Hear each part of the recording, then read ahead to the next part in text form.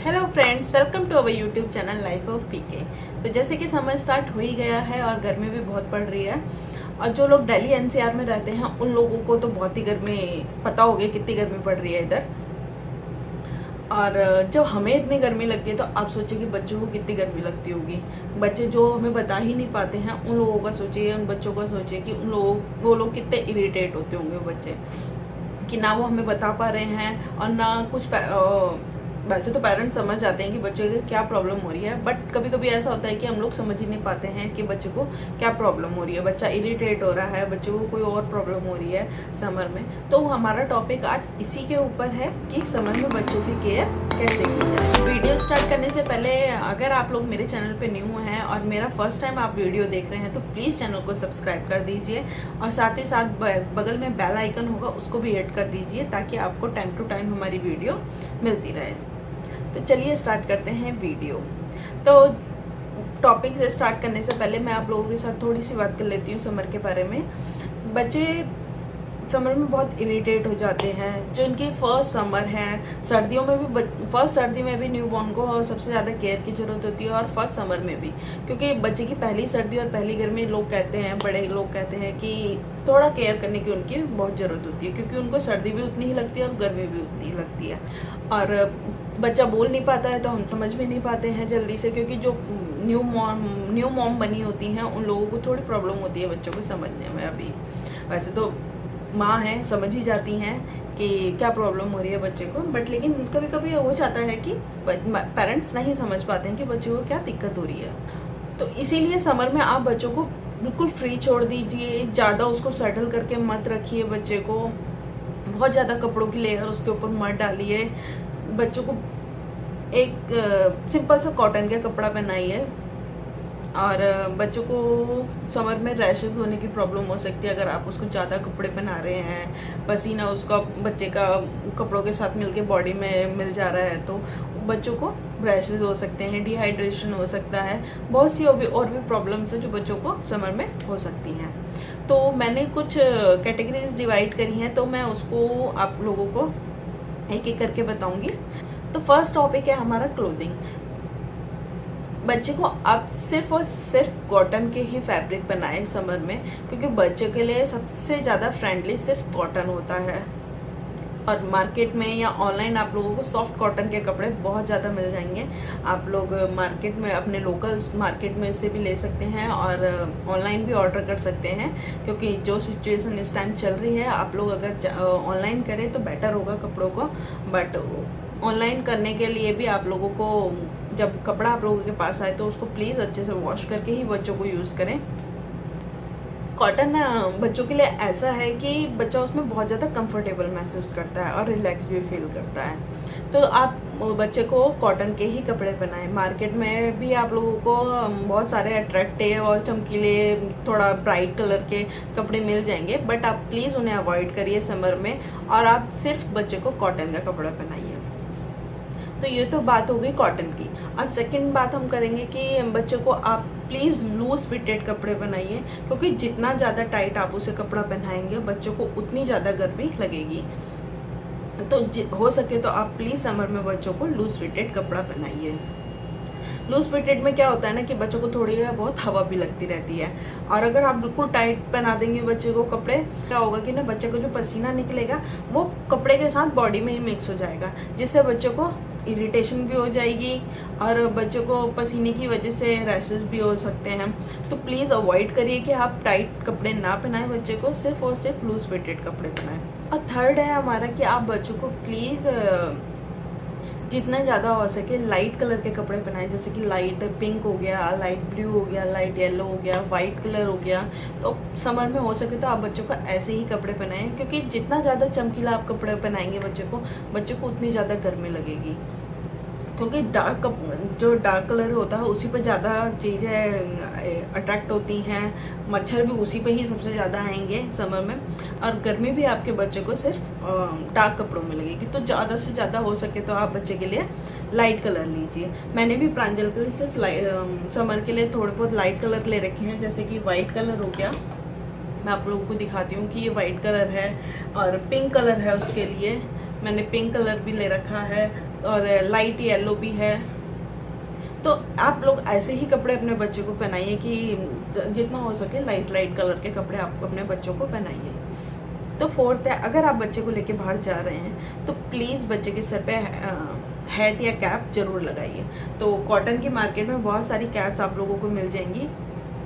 तो हो सके तो आप बच्चे के लिए बाहर जब भी जा रहे हैं बच्चे के सर पे हैट लगा के ले जाइए या कैप लगाइए। जो भी हैट वो राउंड शेप में आती है वो ले लीजिए, या फिर वो कैप आती है बच्चों के लिए कॉटन की, आप बोल सकते हैं। उससे क्या होता है ना कि बच्चे के जो सर पे डायरेक्ट हीट लगती है वो नहीं लगेगी और बच्चे को गर्मी लगने जो भी प्रॉब्लम गर्मी की हो सकती है वो कम होएगी। तो आप लोग अगर बाहर जा रहे हैं तो बच्चे के सर पे हैट जरूर लगाइए और बच्चों को अच्छे से कवर करके जाइए, क्योंकि जो भी सिचुएशन अभी इंडिया में चल रही है तो पहले तो आप लोग अवॉइड ही करिए कि आप लोग बच्चे को लेके बाहर जाएं।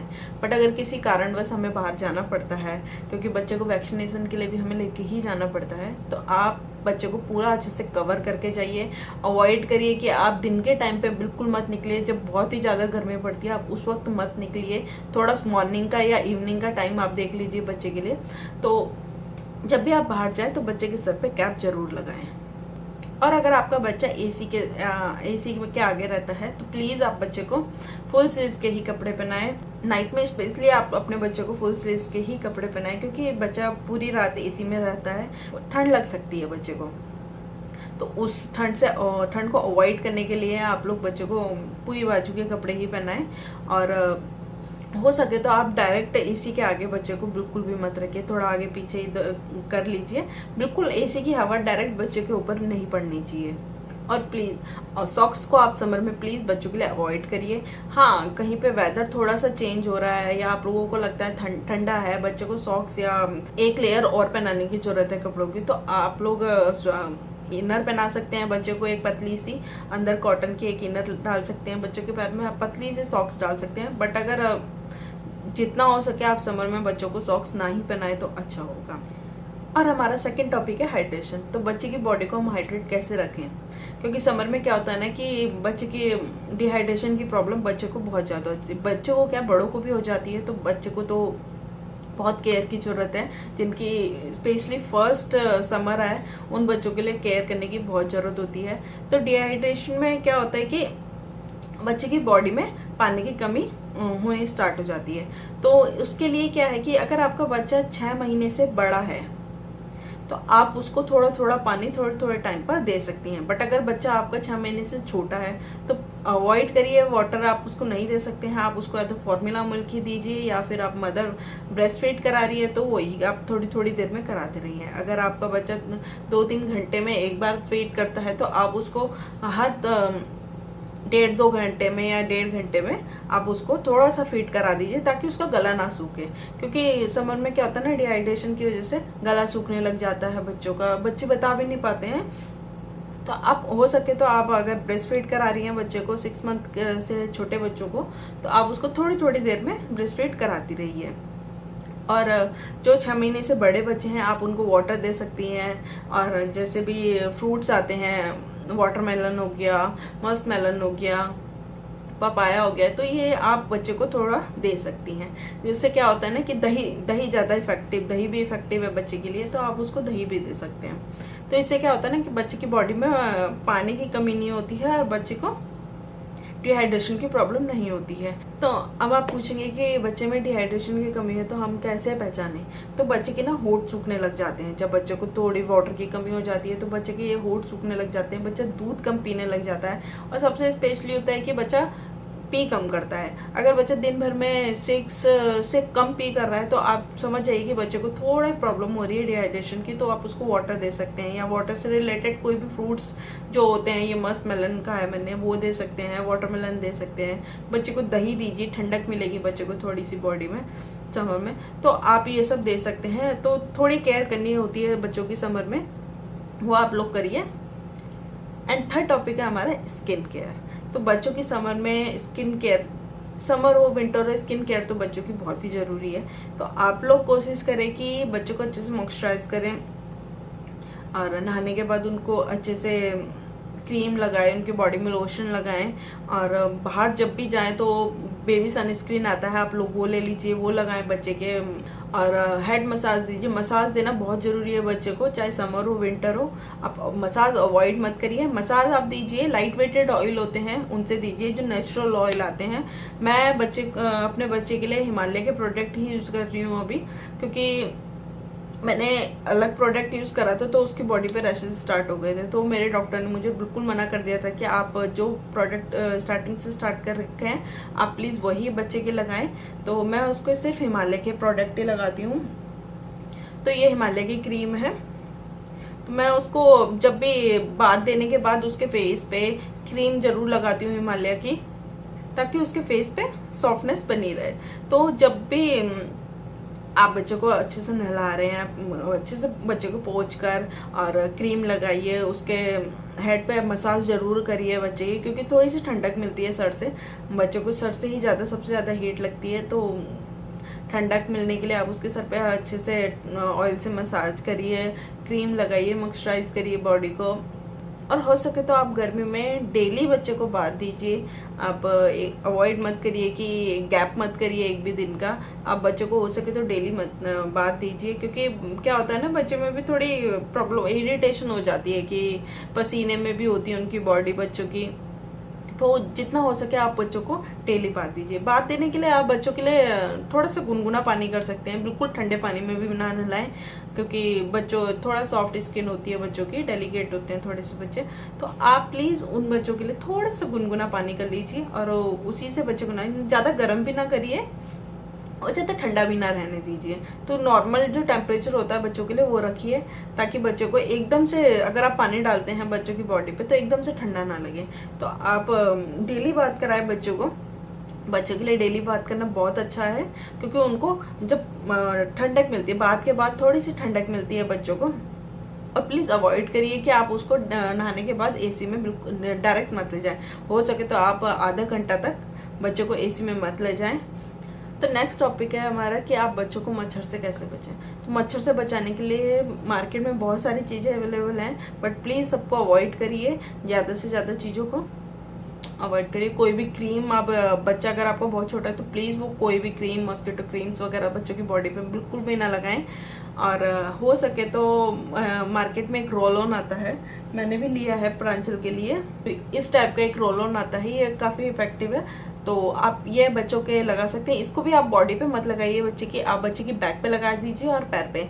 आप उसी जगह पे लगाइए, बच्चे के कपड़े पे लगाना है कि उसी जगह पे लगाइए जहाँ पर बच्चा अपना मुंह ना लगा सके, क्योंकि अगर आप यहाँ लगाएंगे तो बच्चे के एकदम मुंह पे चला जा सकता है हाथ। तो हो सके तो आप बच्चे की बैक पे लगाइए और पैरों पे लगाइए। ये काफ़ी अच्छा लगा है मुझे, तो मैं यही रिकमेंड करूँगी कि आप लोग भी ये रोल ऑन ले लीजिए बच्चों के लिए गर्मियों में, क्योंकि बहुत मच्छर होते हैं। और जो जैसे 6 महीने से छोटे बच्चे हैं, जो भी क्रॉल करना नहीं सीखे हैं या पलटना भी नहीं सीखे हैं, तो आप लोग उनके लिए मस्कीटो नेट आता है, आप वो ले सकते हैं। बच्चों के ऊपर वो रख दीजिए, नेट रख दीजिए, तो बच्चा उसमें सेफ रहता है। तो उनको इसकी भी ज़रूरत नहीं होती है, आप डायरेक्ट नेट के अंदर बच्चों को रख सकते हैं।